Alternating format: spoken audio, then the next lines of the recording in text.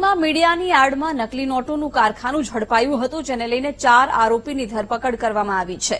વધુ એક આરોપીની ધરપકડ સુરતના ઉમરવાડા ટેનામેન્ટથી પોલીસે કરી હતી. પોલીસને બાતમી મળી હતી કે આરોપી ભાડે મકાનમાં રહે છે.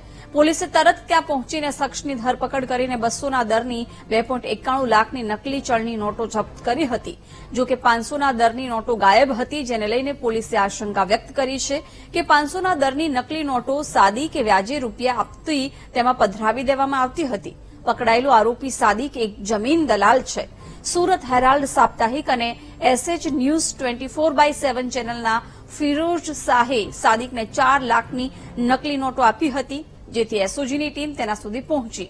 વધુમાં ફિરોઝે 4 લાખની બોગસ નોટોનો 1.5 લાખમાં સાદિક સાથે સોદો નક્કી કરી 80,000 સાદિકે આપી દીધા હતા. બાકીની રકમ નોટો વટાવીને આપવાનું નક્કી થયું હતું.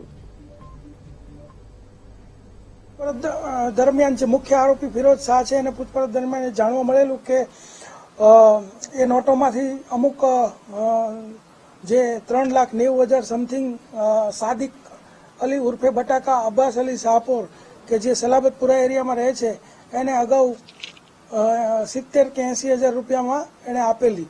તો અમને માહિતી હતી અને આરોપીને સર્ચ કરતા તે કર્ણાટક જે તે સમયે નાસી ગયેલો. ત્યારબાદ અમારા સીપી સાહેબે અનુપમસિંહ ગેહલોત સાહેબે સૂચના અને માર્ગદર્શન આપેલું કે ભાઈ આમાં તમામ જે આરોપીઓ અને તમામ જેટલી નોટો છપાઈ હોય એ તમામ આપણને મળી જવી જોઈએ. તો અમે અમારી એક ટીમ કર્ણાટક રવાના કરી. એ દરમિયાનમાં અમને હકીકત મળી કે આ જે સાદિક પઠાણ જે છે એ અહીંયા સલાબતપુરા એરિયામાં ગુજરાતી સ્કૂલની પાસે આટા મારી રહ્યો છે. તો એ દરમિયાનમાં અમે વોચ રાખેલી હતી એસઓજીએ, અને એ દરમિયાનમાં ગઈકાલે આ સાદિક જે છે રાજકોટમાં